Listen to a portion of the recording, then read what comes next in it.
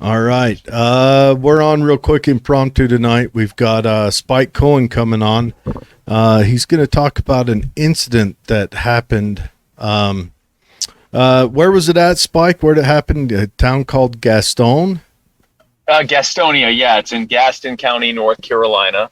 Uh-huh. And basically, long story short, a homeless veteran there by the name of Joshua Rohrer. Police accused him of aggressive panhandling, even though there were multiple witnesses that said he wasn't asking anyone for money aggressively or otherwise. And officers accused him of committing a crime. They arrested him very aggressively. They separated him from his service dog, which is a federal crime. You can't separate a disabled person from their service animal. And then they tased the service dog. And in the process of arresting him, the dog ran off. The dog later died. And they're refusing to release the body cam footage of the incident. And they're claiming that, he was violent and resisted arrest, and the dog tried to bite them. Joshua is maintaining that he did nothing wrong. His dog did nothing wrong. And again, there is footage of this, and the fact that the city police, Gastonia police, are fighting to not release that footage pretty much tells you who's right there.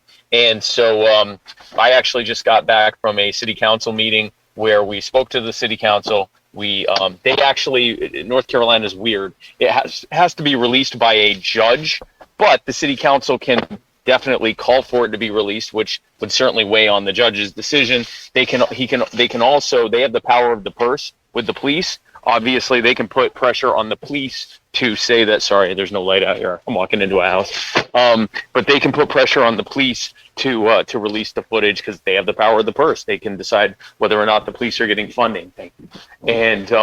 And so we're called for them to do that. There was some other stuff that we were talking about there, but the fact is the city of Gastonia has a pretty bad history when it comes to how they treat veterans there. There was a veteran a few years ago by the name of James Allen, a 74-year-old veteran who was convalescing. He was recovering from a surgery at his home after, I think the day after surgery. One of his neighbors had called the police saying they were concerned because they hadn't heard anything from him. So the police decided to wait till midnight and break into his home. When they broke into his home, he met them with a pistol because they broke into his home, and they killed him immediately. So this is and of course, they investigated themselves and found no wrongdoing there. And so this is how Gastonia treats veterans and the homeless. There's a lot of history there as well. And so we went there today, and we called for justice for Joshua, for James, and for many others who have been brutalized by the government and police department there. And we let them know today, this is just the beginning. This is not some road bump they don't have to worry about anymore. This is the beginning of an escalation of more and more attention and more ire from people in the local people there until they change course and give justice to these people. So the police opted to do a welfare check at midnight. Yes, at 11:30. Yes. Oh, I stand corrected. Sorry, at 11:30. I want to be 100% accurate. Yeah, it was at 11. It was at 11:30 p.m. They decided to do a wellness check. And when this man who was recovering from surgery and was probably asleep didn't answer the door, they kicked it in and stormed it. Yeah. That sounds like a police department that is the welfare check. It sounds to me like it was, they call into dispatch. It's a boring night. Can you give us something to do? Oh, well, there's a welfare check. Yeah, that couldn't have happened during daylight hours. Exactly. That couldn't have happened. Or, I don't know, reach out to his family and find out that he's just had surgery and that you probably shouldn't knock on his door at 11:30 at night. Well, that's what you do definitely after they don't answer. Yeah. No, I know anytime I knock on my friend's door when I'm concerned about him, the next thing I do is draw my gun and break down their window and storm their house. That's the first thing I do. Well, first I call in 5 other buddies in black uniforms. Yes. It's a popular color. Who they don't know. Yep.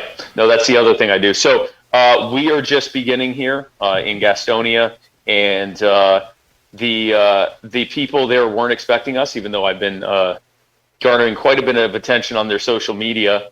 They didn't realize we were coming, so they were very surprised. About 100 people were there, and in this relatively small town city council meeting that probably usually gets just the people that are there to give a report about something, and it was standing room plus people standing outside in the hall, and they very strictly limited our speaking time. I only had 2 minutes to speak, and I made the most of it. So and so did the others who gave their 2 minutes. So we're just getting started. We also found a local pastor who has been blocked by the city from feeding homeless people out of his church because Gastonia doesn't allow shelters in the city, and so they'd prefer they be outside on the streets getting brutalized by the police, apparently, allegedly. I'm sorry, and that's where we are. So but the good news there is we've made a lot of connections with other people who are trying to serve the homeless. And I think we're going to end up having a positive resolution to this. I think that we're going to keep leaning on them until we get a good resolution to this.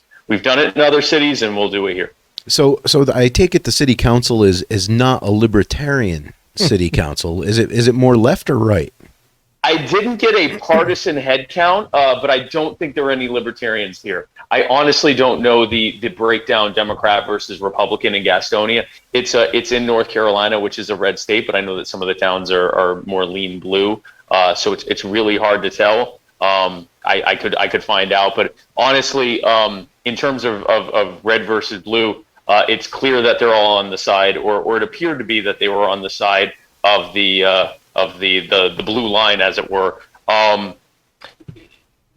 Again, they're not able to make the police department release the footage, but none of them have spoken out against it. The mayor, the city council, none of them have spoken out against it, and they haven't put any pressure on the police to go to the judge to say, no, it's okay, you can release it. And they're claiming, some of the ridiculous claims they were making, they were claiming that it was to protect the identity of the person who is requesting that it be released. That was one of their claims. Hold on. They want to protect the identity of the person who's requesting they Yes. You said Joshua that? Rohrer, who along with a local news station, WCNC, they actually requested the body cam footage, and part of the reason they were denied was because it could potentially affect the privacy of the person petitioning for the release of the body cam footage. Yeah, it's government. So anyway, we're going to continue working on this. Like I said, we've been going around bullying a lot of local governments, and for the most part, we've been winning. The thing with local governments is they do this stuff under the in the shadows. They're not used to getting any kind of attention, and suddenly when they get a lot of attention, all of a sudden they don't like the attention and they want it directed elsewhere. Or if they're gonna get attention, the attention can be that they did the right thing. And look how this city came together to hold the bad guys accountable. What a great city Gastonia is. So it's their decision how this story plays out, but there is going to be a story. What about Josh? Is he doing okay now? Or what kind of a citizen is he? So he's doing as well as can be. I actually sat next to him during the city council meeting, and we spoke during the rally before the meeting as well. Josh is, he lost what was basically his best friend. Now, thankfully, the community has rallied around him. He got a GoFundMe.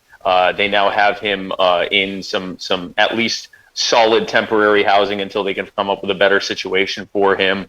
He does have a new service dog, Justice, who I got to meet as well. And he's again, he's in as good of a place as he can be, considering what he's had thrust onto him. He spoke very passionately, but also very probably a lot more coherently than I would if I were in a situation like that, and was visibly rattled because he was confronting the city council, the mayor, and the chief of police there. And when he sat back down, I told him, I said, "You have had something put into your lap that is more traumatic than most people could face, and now you've had to get up and articulate your position on this in front of the people who did this to you. And you're expected to remain respectful and keep your propriety during that whole thing." I said, what you just did is what most of us, and possibly even myself, could not muster if we had to. So I'm actually very proud of him and how he's handling this.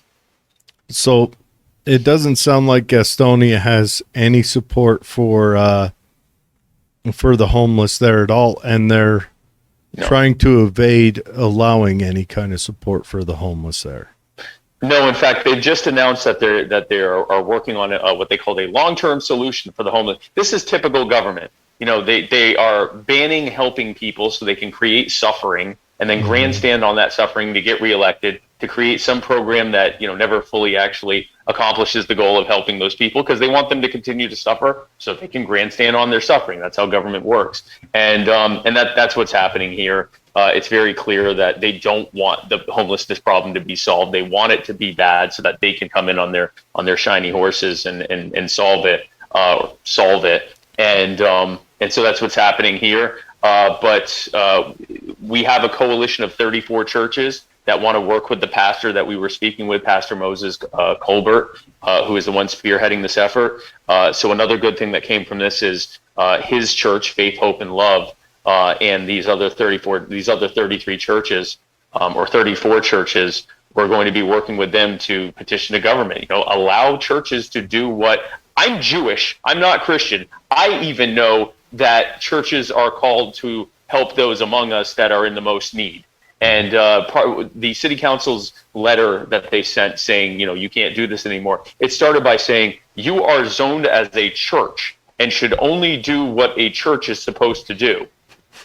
Well, yes, this would fall under what a church is supposed to do. Again, I'm a Jew, and I know that. And I would imagine that at least a couple of the city council members, if they're not still Christian, they at least have a Christian background. I'm just hazarding a guess there. And I assume that at least one of them realizes, or could have been advised by someone to know, that churches typically do help the poor and that you shouldn't need zoning for that either. And so that's where we stand on this. But I'm confident, again, that we're going to be able to put enough pressure on this government to realize that this is not going away. It's either going to be a big story about how terrible this is, or it can be a big story about them solving this. And there's one more thing that is something that I think they probably don't want to get out to the public, and that's something that we brought up as well. 30 years ago, the Gastonia Police Department had a group called the Eagle Team.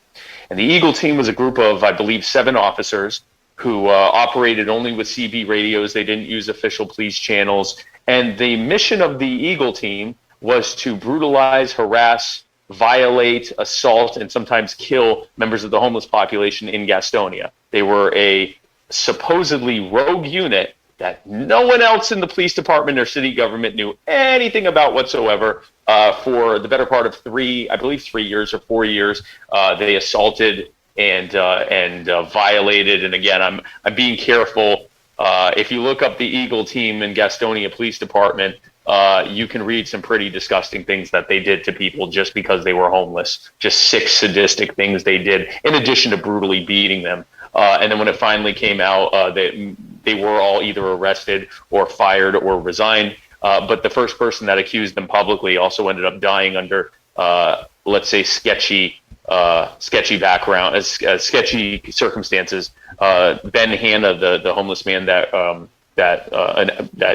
went public with what the Eagle Team was doing, he supposedly killed himself by pointing a .22 rifle that was too long for him to reach the trigger, by pointing it at himself and pushing the trigger with a stick that wasn't on scene. And then also he left a suicide note even though he was illiterate and couldn't read or write. So this is a long history that Gastonia has. And one thing that we detailed to them today is I doubt you want people to know about it. So you can either be known as this town with this very sordid history of how you treat your veteran and homeless populations, or you can be known as the people that fix this. It's really up to you. It's kind of shocking there in North Carolina. That's where Fort Bragg is. That's where, Yes. What is it, Cherry Point and Camp Lejeune are. You'd think that North Carolina would, seeing how a substantial amount of homeless come from the veteran population, that North Carolina would show a little sympathy. Yeah, maybe a little deference for them, but I guess it doesn't matter where you are. It's dogs and soldiers stay off the grass. Yep. No, it is the way that they are being treated is, I wish I could say that it was an outlier, but we know how veterans are treated after they swear an oath to protect and defend the Constitution from all enemies, foreign and domestic, and then are used as cannon fodder. They often come home. Many of them, if they are fortunate enough to come home, they often come home with all sorts of issues, and they are treated to the worst form of healthcare in this country, the Veterans Administration. 1 out of 10 members of the prison population in the U.S. are veterans. And 10%, that's astounding. And a similar number of homeless people. Actually, I think a higher percentage of homeless people are veterans as well. And it's reflective of how they're being treated and abused and misused. And the fact is, the way that they're treated by police is a reflection of that. We are holding government accountable for the way that they are treating everyone, and especially those who are the most marginalized, and increasingly veterans are emerging as a marginalized community, a community of people who, for the crime of signing up to protect and defend America, end up being singled out and treated poorly for that crime. Mm-hmm.